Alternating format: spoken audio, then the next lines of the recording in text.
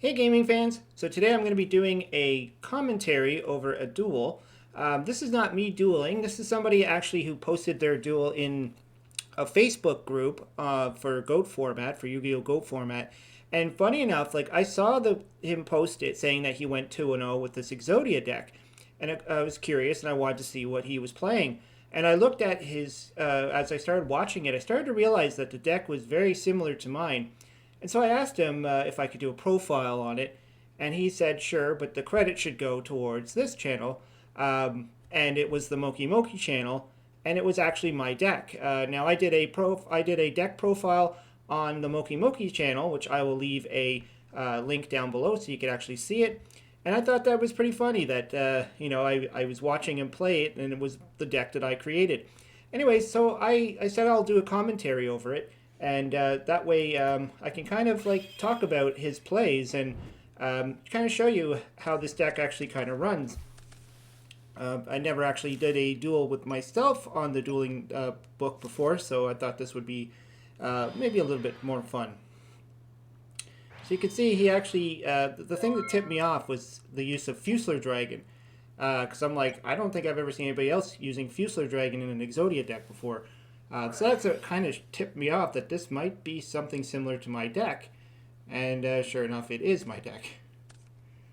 So you see he went and set, what he set there? He set Big Shield Gardena, which is a great first turn set because you know that that's going to happen with the Nobleman of Crossout. And of course the opponent's reading it going, huh? One of the best first turn sets. He also has Skill Drain face down, which will prevent that effect of turning him to attack mode if the opponent tries to attack him. So now he's just reading the card. So he plays Delinquent Duo. And I did talk about that in my deck profile on Moki Moki's channel, that you are going to get duoed, and you're going to have to work around that because you're playing Exodia, and you don't want your Exodia pieces, specifically the head, getting thrown into the grave. So the object of this Aggro Exodia deck is that if in a case where your pieces do get discarded and you can't get them back, you can try and win through attacking, which is not usual for most Exodia decks, because they don't typically attack too much. So it looked like he set the Mystic Tomato. So the opponent, it looks like he's playing a standard Chaos build with the Thunder Dragons, the Delinquent Duo, the Noblemans. He's got a Mystic Tomato in there, so he's going to probably attack the face down, which of course is a Mystic Tomato. So he's got two options here. He's either going to pull out, well, three options. He could pull out a Tomato, he could pull out the Sangan, or he can pull out an Exodia piece. But he went with the Tomato. And he's playing his Pot of Greed. No problem there. Draw some cards. So he's got the Forbidden One in his hand, and he's got the Last Will. So the Last Will, I put it in there because you were going to use it to probably either pull out Sangan or pull out an Exodia piece and get it into the graveyard to fetch it back with backup Soldier, which he does have in his hand. I'm going to try and forward the play here. So he's going to play Last Will and probably try and ram the Tomato into the other Tomato. And of course, they're both going to get a search, but he's going to get two searches because of Last Will. Looks like the opponent, he pulled out Apprentice Magician, and he pulled out his other Tomato, and then his search for Last Will be Sangan. See if the opponent does anything. He's attacking with the Mystic Tomato.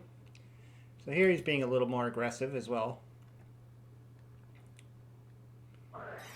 Oh, Raigeki break on the Tomato, that's fine.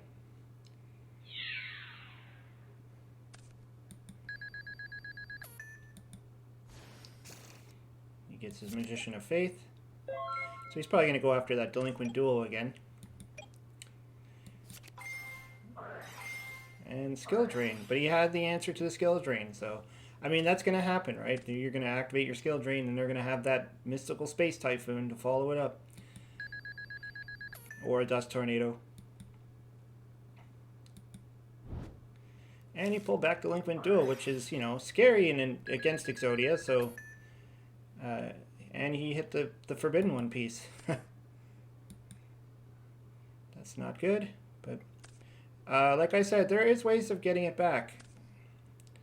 And so it looks like he's got, I think he's got both backup soldiers in the grave now. And I believe the deck only has 2 backup soldiers. I don't know if he's modified this from my build. I don't know if he's teched in some choices or added extra backup soldiers. But at this point, I wonder if he's just going to try and go pure aggro.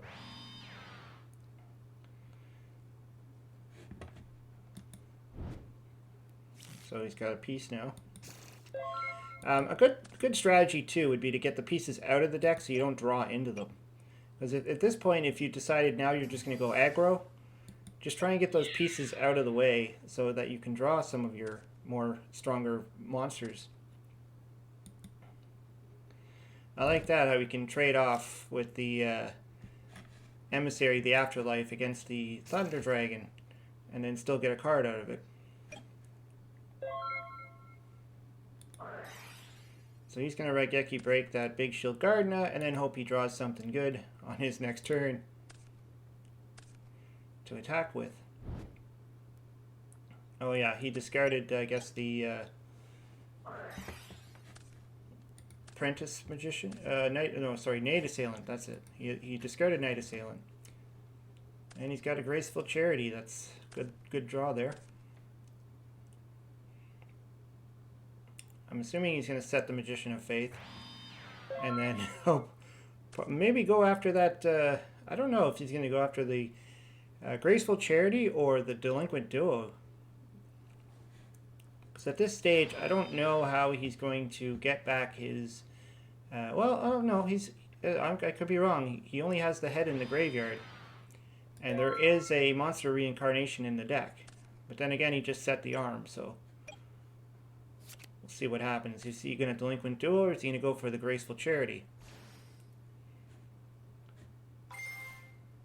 I guess he wants to make sure the opponent doesn't have Skill Drain set. So let's see what he takes. Delinquent Duo. He wants to make sure those Exodia pieces are gone. And they're gone. I mean, this is pretty rough for any Exodia player, for, the person to be able to bring Delinquent Duo out like several times like that. And then follow it up by a Blackluster Soldier, which banishes the piece. Now, I talked about this also in my video on Moki Moki's channel about that you do run the risk, if you are going to summon a piece to the field, that your opponent can throw chaos at it and banish a piece. And of course, there's no, at least in my build anyways, I did not put any resources in there to return pieces from the banish pile. So, and now I see in the chat here, he's asking, do you have a win condition left? So the guy's thinking, you're playing Exodia. I just banished one of your pieces. You're probably going to lose. But he doesn't realize that this is an aggro Exodia build, and that it's also got cards in there to attack with. As is going to be demonstrated right now, he's got the Fusler Dragon, which is going to attack that Blackluster Soldier and leave the opponent in a bad spot right now. He's probably going to run over that Magician of Faith. And now the opponent is saying, what the heck is going on? Why am I being beaten down by an Exodia deck? This person probably thought he had it in the bag because he kept playing Delinquent Duo. Here comes the last will. That's not going to do anything, but it could come in handy. Now he's going to attack with the Emissary and then attack with the Fusler.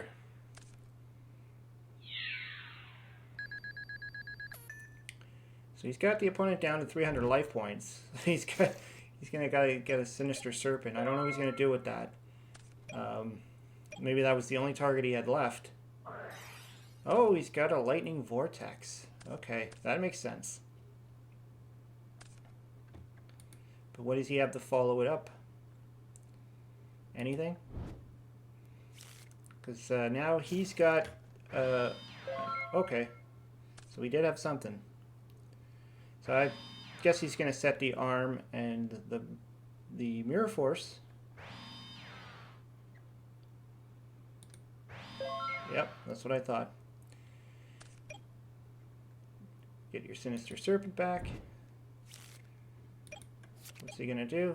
Surprise. Here comes the mirror force.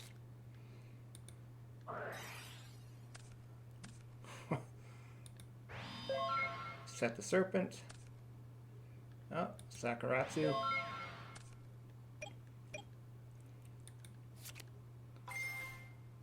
Now what's he gonna take with his Magician of Faith?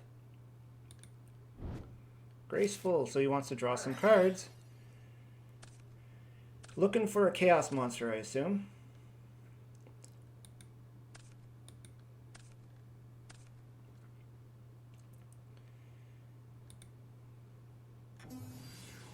Tsukiyumi. Oh, that's a bad combo for the Exodia player right now. He's going to just keep flipping up that... Oh, well, but he's got a Sakuratsu, so unless he doesn't attack... Oh, okay, so skill drain. That's going to be bad news for that Magician of Faith. Because he doesn't have that MST anymore. Probably his only out to that skill drain is going to be Heavy Storm, and if he had Heavy Storm, he probably would have played it first.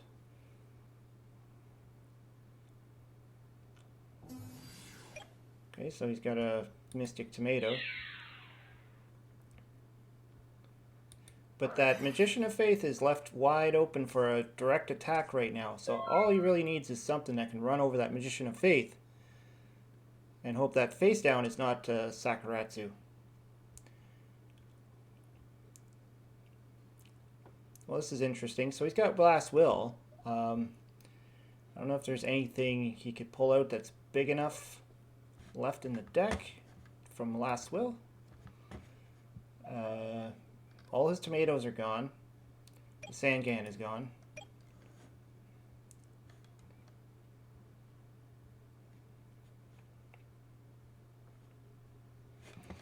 He's thinking his next move. Just going to see what he decides. Leave it at that. Unfortunately, he didn't have anything to push over that Magician of Faith.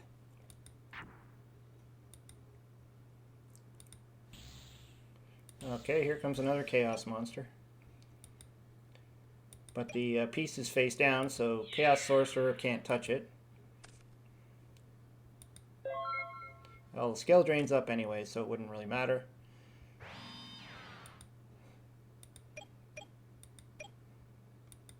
I think that Call of the Haunted should have been thrown into the graveyard because it was used to bring back Fusler Dragon, which got destroyed by Lightning Vortex. So I don't think the Call of the Haunted is supposed to be there. Metamorphosis? Oh, bad timing. Just needs one piece of Exodia or something to... This guy, he could have, well, yeah, there was not much more he could have done, so Chaos Sorcerer goes back. I don't know if he's got the light and dark materials. There we go, Big Shield Gardener. He's going to bounce into that, and that's going to be the game, I'm sure. 'Cause he probably thinks it's nothing. Oh, Nobleman, never mind. So now he knows he can't attack it. I'm sure this guy is getting frustrated.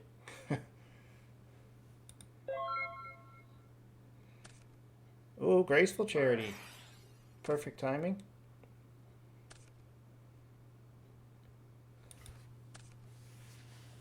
Okay. Well, that's a tough call. Probably get rid of the Last Will. I don't know if that's going to do anything for him. Yeah, I thought so. Maybe Heavy Storm. I don't know if he wants to keep Heavy Storm in his hand.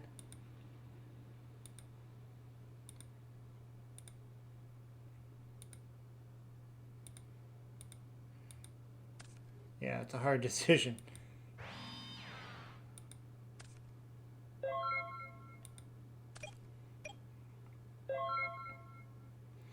Need something to punch through. Probably not. Oh, he's going to play it. I wasn't sure if he was going to want to play that. Giving the opponent 100 life. Oh, that's a good card now. Torrential Tribute's actually pretty decent. That can open up the field and give him a direct attack. Plus he kept the Heavy Storm, which is good. Ooh. Upstart Goblin. Okay, there's the last will.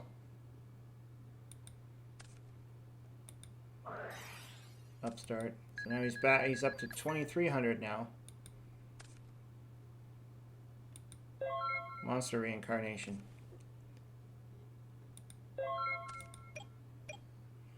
Well, that's something there. Okay. Get that Torrential Tribute to work with the Emissary of the Afterlife, and then you got Heavy Storm to finish off the back row, and then Monster Reincarnation to grab a monster. So that's what I think he's going to do. He's going to Torrential everything, then Heavy Storm, and then Monster Reincarnation, maybe Fusler or something, and then attack. Well, Fusler, I don't know. Is he going to keep the skill drain up? Oh, there's Premature Burial. What am I thinking?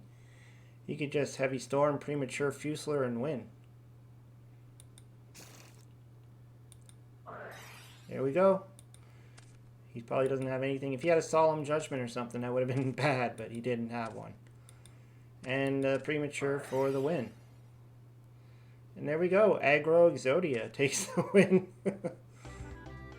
Something you wouldn't have expected.